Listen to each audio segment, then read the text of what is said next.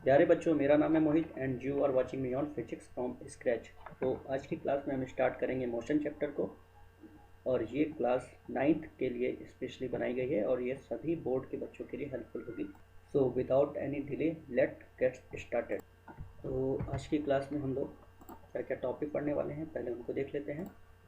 तो ये सारे टॉपिक्स हैं जो हम मोशन चैप्टर के अंतर्गत कवर करेंगे और इसमें भी आज की क्लास में हम ये 4 चीज़ों को स्पेशली समझेंगे बहुत ही आसानी से और बहुत अच्छे कॉन्सेप्ट को। और इसमें ये जो सेक्शन है बेसिक मैथ्स, ये ज़रूर देखिएगा आप, क्योंकि ये अगर आपको समझ में आ जाता है तो ये आपको ओवरऑल सारे चैप्टर में हेल्प करेगा। तो इसको थोड़ा ध्यान से देखिएगा।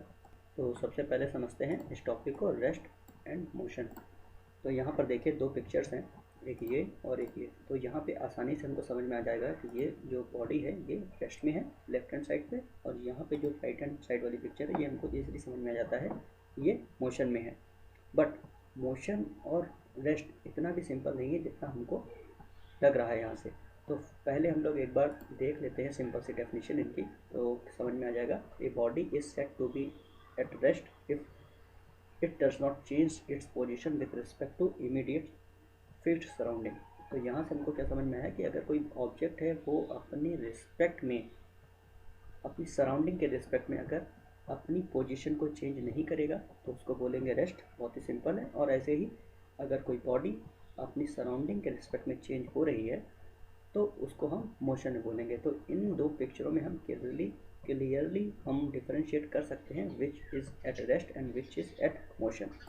बट जैसा कि मैंने बोला, कभी कभी मोशन और रेस्ट को समझना इतना आसान नहीं होता है।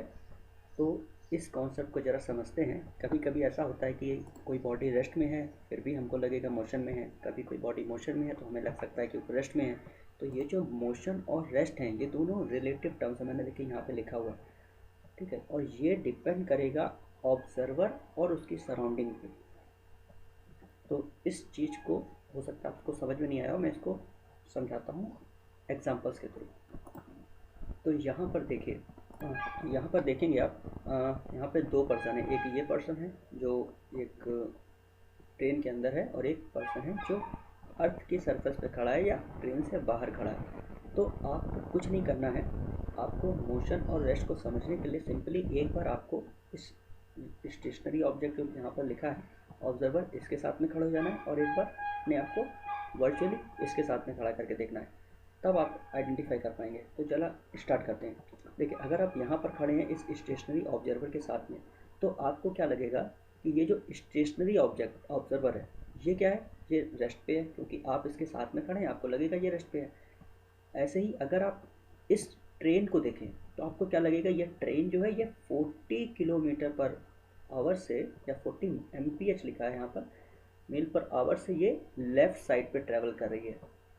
और ये जो पर्सन है ये 10 मील पर आवर से राइट साइड पे भी चलना स्टार्ट कर देता है। तो ज़रा ओवरऑल इसको देखें, इसको देख के आपको क्या लगेगा कि ये जो ट्रेन है ये तो 40 से लेफ़्ट पे जा रही है, बट ये पर्सन 10 से राइट पे जा रहा है। तो ओवरऑल अगर आप ट्रेन के बारे में बोलें तो ट्रेन 40 से जा रही है, बट अगर इस पर्सन के बारे में बोलें तो ये 40 से लेफ़्ट और 10 से राइट, दैट मीन्स ओवरऑल ये 30 MPH से लेफ़्ट पे जा रहा है। तो आई गेस यहाँ तक सबको चीज़ें समझ में आ रही होंगी। अगर कहीं डाउट है तो एक बार आप पॉज करके फिर से देखिएगा इस जो मैंने समझाया। अब सेकंड केस देखिए, आप अपने आप को इस ट्रेन में बैठा के देखिए कि अगर आप ट्रेन में बैठे हैं तो आपको क्या लगेगा। तो आप अगर ट्रेन में बैठे हैं तो आपको लगेगा कि ये पर्सन केवल 10 से राइट 10 से चल रहा है। आपको इस ट्रेन का मोशन समझ में ही नहीं आएगा, क्योंकि आप ट्रेन के अंदर बैठे हैं। तो आपको लगेगा ही नहीं कि आप ट्रेन किस कि ये ट्रेन चल रही है, आप ट्रेन के साथ में चल रहे हैं। इसको सिंपली ऐसा आप खुद भी फील कर सकते हैं। अगर आप किसी कार में बैठे हैं तो आइडली आप रेस्ट में ही खुद को फील करते हैं, until unless there is something curved और कहीं ब्रेक नहीं लगता है। अब ज़रा इसको देखते हैं। तो आप ट्रेन में बैठे हैं तो आपको क्या लगेगा कि ये पर्सन सिर्फ 10 से आगे की तरफ जा रहा है, जबकि आप ये जो थोड़ी देर पहले जिस ऑब्जर्वर के साथ आप खड़े थे ये आपको जो रेस्ट पे लग रहा था, बट अब ट्रेन के अंदर अगर आप होंगे तो आपको ये लगेगा कि ये तो आप इधर लेफ्ट पे जा रहे हैं, आपको लगेगा कि ये राइट पे जा रहा है। आप इस बात को ध्यान से समझिए, अगर आप ट्रेन के अंदर खड़े हैं तो आपको क्या लगेगा, ये जो स्टेशनरी ऑब्जेक्ट जिसके साथ में आप थोड़ी देर पहले खड़े थे आपको लग रहा था ये लेफ्ट पे है, बट ये आपको क्या लगेगा ये राइट साइड पे जा रहा है। तो ये सिंपली आप लोग इस तरह से देख सकते हैं कि जैसे आप किसी गाड़ी में बैठ के ट्रैवल कर रहे हो तो आप देखते हो कि जो ट्रीज़ जो रोड के किनारे पे होते हैं तो वो आइडियली वो रेस्ट पे हैं, बट आपको लगता है कि नहीं आप रेस्ट पे हो मगर वो ट्रीज़ जो हैं वो मूव कर रहे हैं। तो सिंपल सा ऐसा कॉन्सेप्ट है। तो ये सारी चीज़ें डिपेंड करती हैं किस पे, कोई भी ऑब्जेक्ट जो रेस्ट पे है वो मोशन पे लग सकता है, जो मोशन पे है वो रेस्ट पर लग सकता है। ये डिपेंड करता है कि हम कहाँ से उस मोशन को देख रहे हैं। तो इस मोशन को देखना जिस रेफरेंस में हम लोग देखते हैं उसको बोलते हैं फ्रेम ऑफ रेफरेंस। तो फ्रेम ऑफ रेफरेंस दो तरह के होते हैं, एक होता है इनर्शियल फ्रेम ऑफ रेफरेंस, एक होता है non inertial frame of reference. ये थोड़ा आगे का कॉन्सेप्ट है लेकिन मैंने यहाँ पर इसको डील कर दिया है, तो आप बस सिंपल अभी इतना ही समझिए। इनर्शियल फ्रेम वो होता है जहाँ पर न्यूटन्स लॉ ऑफ मोशन जो है वो अप्लीकेबल होता है, और नॉन इनर्शियल फ्रेम वो होता है जहाँ पे Newton's law of motion applicable नहीं होता है। इसको अभी आप इतना समझिए, बस इतना जान लीजिए। इसको मैं डिटेल में जब न्यूटन्स लॉ ऑफ मोशन बताऊंगा तब आपको समझा दूंगा। तो अभी आप बस ये समझिए कि इनर्शियल फ्रेम क्या है, जहाँ पर Newton's law of motion valid है, या इसको अर्थ का फ्रेम ऑफ रेफरेंस बोल सकते हैं। जैसे आप अर्थ पे खड़े हैं तो जो आप मोशन को आइडेंटिफाई कर रहे थे वो था एक one kind of inertial frame. ठीक है, तो नेक्स्ट स्लाइड में मूव करते हैं। तो नेक्स्ट स्लाइड में भी मैंने सेम कॉन्सेप्ट को समझाया है। तो आप एक बार आपको यहाँ पे क्या करना है, वापस से आपको एक बार खुद को इस जो येलो में पर्सन है इसके साथ खड़े हो जाना है। तो आपको क्या लगेगा कि ये जो पर्सन है ट्रेन के अंदर रेड वाला, ये ट्रेन की स्पीड से मूव कर रहा है। ठीक है, और जबकि आपको ये येलो वाला क्या लगेगा, आप उसके साथ में खड़े हैं, अगर आप उसके साथ में जैसा वो स्टेट पे वैसे ही स्टेट पे हैं तो आपको लगेगा कि ये रेस्ट पे है। और इन द सेम वे अगर आप खुद को दूसरे केस में इस ट्रेन के अंदर रखें तो आपको क्या लगेगा कि ये पर्सन आपके साथ रेस्ट पे है, रेड वाला, जो आपको थोड़ी देर पहले जब आप बाहर से देख रहे थे तो लग रहा था कि ये मूव कर रहा है ट्रेन के साथ में, लेकिन जब आप ट्रेन के अंदर हैं तो आपको क्या लगेगा कि ये रेड वाला रेस्ट पे है, और ये जो बाहर वाला पर्सन है ये मूव कर रहा है। तो मैंने इसीलिए यहाँ पर लिखा है कि ये सारी चीज़ें रेस्ट और मोशन हमको फ्रेम ऑफ रेफरेंस के रिस्पेक्ट में समझ में आती हैं। तो यहाँ पर मैंने लिखा है वेदर और not you are moving it depends on your point of view, मतलब फ्रेम ऑफ रेफरेंस। ठीक है, ये थोड़ा सा कॉम्प्लेक्स कॉन्सेप्ट है, एक दो बार आप वीडियो को देखेंगे इस सेक्शन को तो आपको समझ में आने लगेगा। अगर नहीं भी आता कोई बात नहीं, आगे जैसे इससे क्लासेस होंगी मैं और कैसे डील करूँगा आपको समझ में आएगा। एक और एग्जांपल से इसको समझते हैं। यहाँ पर देखें, एक सिमिलरली यहाँ पर एक पर्सन ये बी है और ये पर्सन ए है। तो एक बार आप खुद को क्या कीजिए, इस बी के साथ में खड़े होकर देखिए। तो बी के साथ जब आप खड़े होंगे तो आपको क्या लगेगा, ये जो व्हीकल है, ठीक है, जिस पर ये ए पर्सन खड़ा है, तो ये आपको क्या लगेगा ओवरऑल ये ए से राइट साइड पे मूव कर रहा है। ये जो ट्रॉली है या व्हीकल है ये क्या लगेगा A1 एक्सेलरेशन से मूव कर रहा है। यहाँ पे देखिए लिखा है A1 एक्सेलरेशन से। और सेम अब दूसरे केस में आपको क्या करना है, आपको इस पर्सन के साथ ए पर्सन के साथ खड़े होना है। तो आपको क्या लगेगा कि ये ए पर्सन जो है ये तो रेस्ट पे है, जो जब आप बाहर से थे तो बी के साथ खड़े थे तो आपको लग रहा था कि ये A1 से राइट पे मूव कर रहा है, लेकिन जब आप इसी केस को ए के साथ खड़े होकर देखते हैं तो आपको क्या लगता है कि ये पर्सन रेस्ट पे है, और जबकि ये वाला जो पर्सन है ये A1 से लेफ्ट पे मूव कर रहा है। ये बी पर्सन आपको लगेगा कि ये A1 से लेफ्ट की तरफ मूव कर रहा है। और अब इस तरह से बॉल को देखते हैं, जब आप बाहर खड़े होंगे बी के साथ में तो बॉल आपको क्या लगेगी, ये ट्रॉली खुद तो A1 से जा रही है राइट साइड पे, और साथ ही ये बॉल ए से राइट साइड पे जा रही है। तो ओवरऑल बॉल किससे जा रही है, ए बॉल का एक्सेलरेशन प्लस ये ट्रॉली का एक्सेलरेशन A1। तो देखिए यहाँ लिखा है for person with the ball accelerate with acceleration A plus A1। और इसी को ये जो पर्सन है ए, ये लगेगा कि ए से मूव कर रहा है। ठीक है, तो अगर आप वापस से सिर्फ बॉल को इस ट्रॉली के अंदर खड़े होकर देखें तो आपको क्या लगेगा, ये जो बॉल है ये ए से आगे जा रही है, क्योंकि ट्रॉली वाला जो मोशन है वो आपको फील नहीं होगा। तो इस तरह से आई होप मैंने आपको inertial and non inertial frame के थ्रू मैंने आपको रेस्ट और मोशन को समझाया है। अगर कहीं पे कोई डाउट है तो आप मुझे बोलिएगा, मैं इसको वापस से फिर कभी डिस्कस कर दूँगा। आई होप ये समझ में आ जाना चाहिए आपको, और आप अगर वीडियो को दोबारा देखेंगे तो आपको प्रॉब्लम नहीं आएगी। ठीक है, तो अब हम लोग समझते हैं टाइप्स ऑफ मोशन। मोशन कितने टाइप के होते हैं, तो ज़रा इसको देखते हैं।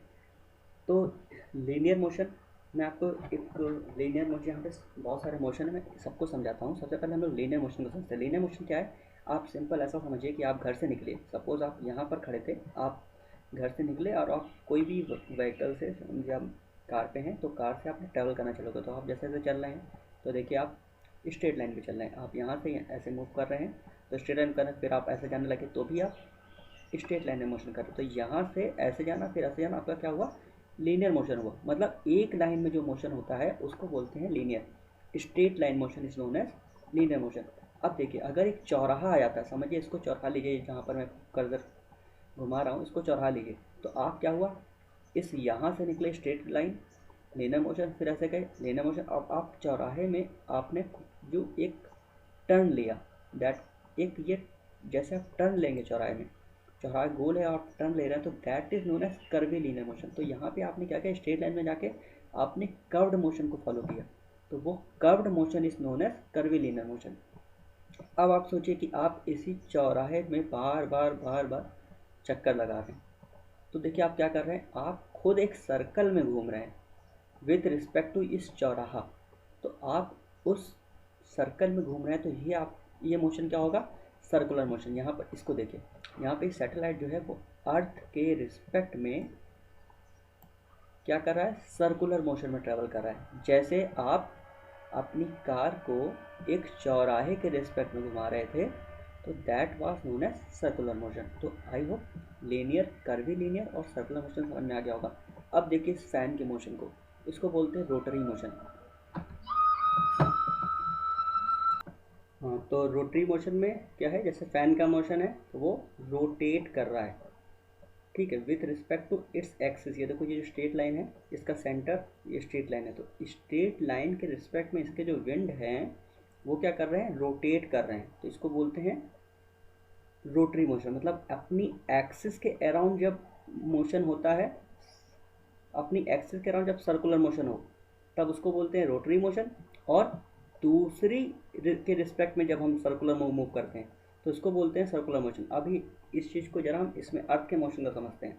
अब देखिए अर्थ क्या है, सन के अराउंड जब घूमती है तो उसको बोलते हैं सर्कुलर मोशन।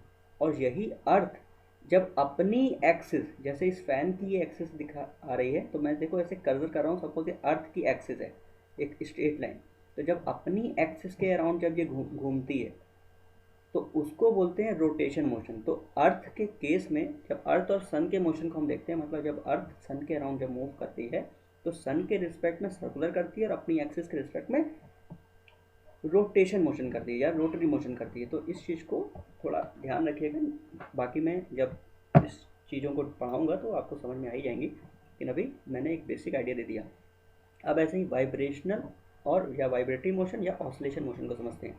तो वाइब्रेशन जो मोशन है, इसमें क्या हो रहा है कि ये जो लाइन है, इस लाइन के रिस्पेक्ट में जब हम इसको वाइब्रेट करेंगे तो क्या होगा, ये लाइन के रिस्पेक्ट में ऊपर और नीचे की तरफ ये जो थ्रेड है ये मोशन करेगा। तो ये हो गया वाइब्रेशनल मोशन। अब वाइब्रेशनल मोशन क्या है, बहुत वास्ट एक टर्म है। इसमें क्या है कि बहुत मतलब वाइब्रेशनल मोशन एक वास्ट टर्म है। इसमें ऐसा ज़रूरी नहीं है कि ये थ्रेड जितना ऊपर जाए उतना ही नीचे जाए। अगर ये थ्रेड जितना ऊपर जा रहा है उतना ही नीचे जाए, और इसी तरह से अगर ये मोशन चले तो इसको हम ऑसिलेशन मोशन बोल देते हैं। तो ऑसिलेशन मोशन जो है या ऑसिलेटरी मोशन जो है, ये वाइब्रेटरी मोशन का एक सबसेट हो गया, ठीक है। तो उसके अंतर्गत ये ऑसिलेशन मोशन आता है। तो oscillation motion is specific category of vibrational motion. अब ये ऑसिलेशन मोशन क्या है, जरा इसको देखते हैं। ऑसिलेशन मोशन में देखिए मैंने इसे बताया ना कि जो ये मेन पॉइंट है, मेन पॉइंट के रिस्पेक्ट में क्या होगा कि ऊपर जितना जाए उतना ही नीचे जाए। तो आप जरा इसमें देखते हैं, ये जो ओ पॉइंट है, ठीक है, ओ पॉइंट से ये बॉडी देखो लेफ्ट पे ए तक जितना गया उतना ही फिर ए से ओ पे वापस आया, फिर ओ से उतना ही बी तक गया, फिर ऐसे बी से ये ओ पर आया, फिर ए तक गया। हो सकता है आइडियली पूरा ए तक ना जाए, थोड़ा कम ही जाएगा, बट जितना लेफ्ट पे जाएगा इस लाइन के रिस्पेक्ट में जितना लेफ्ट पे जाएगा उतना ही राइट पे जाना चाहिए। तो इसको बोलते हैं ऑसिलेशन मोशन। तो देखो क्या हो रहा है, ओ से ए, फिर ए से ओ, फिर बी, फिर बी से ओ, फिर ओ से ए, फिर ए से ओ, फिर ओ से बी। तो इस तरह से अपनी ये ओ के रिस्पेक्ट में क्या हो रहा है, बार बार अपने आप को रिपीट कर रहा हो, जितना लेफ्ट उतना ही राइट। तो इसको बोलते हैं ऑसिलेशन मोशन। ठीक है, तो I guess types of motion का एक आइडिया लग गया होगा आपको। अब देखो free body diagram. Free body diagram क्या है, ये आपका सिलेबस में नहीं है लेकिन जान लीजिए। फ्री बॉडी डायग्राम क्या होता है कि किसी भी पॉइंट ऑफ टाइम पे मुझे अगर किसी एक ऑब्जेक्ट पे कितने नंबर ऑफ फोर्सेस लग रहे हैं वो सारे को डिटरमाइन करना है या सारे को स्टडी करना है, उसको बोलते हैं फ्री बॉडी डायग्राम। मैंने यहाँ पे देखो एक लाइन लिख दी है, सिंपल सा कॉन्सेप्ट है कि किसी ऑब्जेक्ट पे कितने फोर्स लग रहे हैं वो सबको देखना, that is free body diagram.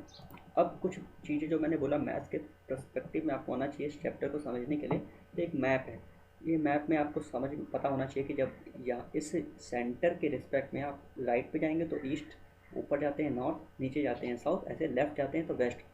North और ईस्ट के बीच में अगर आप जाएंगे तो उसको बोलेंगे नॉर्थ ईस्ट, नॉर्थ और वेस्ट के बीच में कहीं जाएंगे तो उसको बोलेंगे नॉर्थ वेस्ट, ऐसे ही साउथ वेस्ट साउथ ईस्ट। ये आप एक बार इस मैप का आपको आइडिया होना चाहिए कि डायरेक्शंस कैसे होती हैं, तो इसलिए मैंने ये मैप यहाँ पर दिखाया। ऐसे ही एक्सिस का कॉन्सेप्ट आपको पता होना चाहिए। एक्सिस क्या होती है कि एक ये एक्स एक्सिस है और एक वाई एक्सिस है, मैथ्स में पढ़ते हैं। तो वाई कब कब पॉजिटिव होगा और वाई कब कब निगेटिव होगा। ये जो एक्स के रिस्पेक्ट में जब हम ऊपर जाते हैं तो वाई पॉजिटिव, एक्स के रिस्पेक्ट में जब हम नीचे जाते हैं तो वाई नेगेटिव। ऐसे ही एक्स कब पॉजिटिव होगा, तो इस वाई एक्सिस को देखो, तो वाई एक्सिस के रिस्पेक्ट में जब राइट पे जाएंगे तो एक्स पॉजिटिव, और इसी वाई एक्सिस के रिस्पेक्ट में जब लेफ्ट पे जाएंगे तो एक्स नेगेटिव। तो ये पॉजिटिव नेगेटिव का कॉन्सेप्ट होना चाहिए। अब ये कुछ यूनिट कन्वर्जन है, ये आपको पता होनी चाहिए। अगर किलोमीटर से मीटर में जाना है तो 1000 का मल्टीप्लाई, मीटर से सेंटीमीटर में जाना है तो 100 का मल्टीप्लाई, सेंटीमीटर से mm में जाना है तो 10 का मल्टीप्लाई। सिमिलरली mm से बड़ी यूनिट की तरफ जाना है सेंटीमीटर में तो डिवाइड बाई 10, सेंटीमीटर से ऐसे जाना है तो फिर डिवाइड बाई 100। तो इसी तरह से अगर हम देखें किलोमीटर से डायरेक्ट हमको mm में आना है तो 1000 इंटू 1000 का मल्टीप्लाई करना पड़ेगा। ऐसे mm से किलोमीटर में जाना है तो 1000 इंटू 1000 से डिवाइड करना पड़ेगा, 10⁻6 से डिवाइड करेंगे। किलोमीटर से जब mm जाएंगे तो 10⁻6 से मल्टीप्लाई करेंगे, mm से किलोमीटर, देन 10⁻6 से डिवाइड। तो ये थोड़ा ध्यान रखिएगा। ऐसे ही अगर मैं एक कॉन्सेप्ट है स्लोप का कॉन्सेप्ट, तो ये थोड़ा पता होना चाहिए। स्लोप का कॉन्सेप्ट क्या बोलता है कि जैसे कोई ट्रायंगल है, ठीक है, तो ट्रायंगल में ये होती है, ये देखो मैं कलर जहाँ चला रहा हूँ, ये होता है परपेंडिकुलर, या इसको यहाँ पे अपोजिट पे लिखा है, और इसको बोलते हैं बेस। तो परपेंडिकुलर बाई बेस जो है वो होता है tan थीटा। बस आप इतना याद रखें, perpendicular by base tan theta, या अपोजिट बाई एडजेसेंट इसको भी बोलते हैं tan थीटा, और इसको भी हम स्लोप भी बोलते हैं। तो ये जो थीटा है दैट इज एंगल, इसको बोलते हैं परपेंडिकुलर, इसको बोलते हैं बेस, या परपेंडिकुलर बोलें या अपोजिट बोलें, बेस बोलें या एडजेसेंट बोलें। तो tan थीटा को हम बोलते हैं स्लोप, और ये होता है अपोजिट डिवाइड बाई एडजेसेंट। बस ये याद रखिएगा। और ऐसे ही एक ये ट्रिपलेट्स का कॉन्सेप्ट याद रखिए। पाइथागोरस थ्योरम आपने पढ़ी होगी कि ये जो सी स्क्वायर है, हाइपोटेनियस का स्क्वायर इक्वल टू परपेंडिकुलर का स्क्वायर प्लस बेस का स्क्वायर, ठीक है। तो ये ध्यान रखिएगा। और से अगर 3 और 4 ये बेस और परपेंडिकुलर अगर हैं तो 5 जो है हाइपोटेनस होता है, जो सबसे बड़ी वाली साइड है जिसको बोलते हैं हाइपोटेनस। ऐसे अगर एक 5 है एक 12 है तो सबसे लार्जेस्ट वाली 13 होती है। ऐसे मैंने कुछ ट्रिपलेट्स के एग्जांपल लिखे हैं, इनको एक बार देख लीजिएगा। अब बस, तो आज की क्लास में हम लोग इतना ही रखते हैं, ठीक है। तो ठीक है, दिस वाज ऑल अबाउट। अगर कोई डाउट है तो आप कमेंट सेक्शन में मुझे बात बोल दीजिएगा, उसको मैं वापस से भी डिस्कस कर दूंगा, कुछ भी अगर कहीं डाउट है। So thank you. This is Mohit signing off.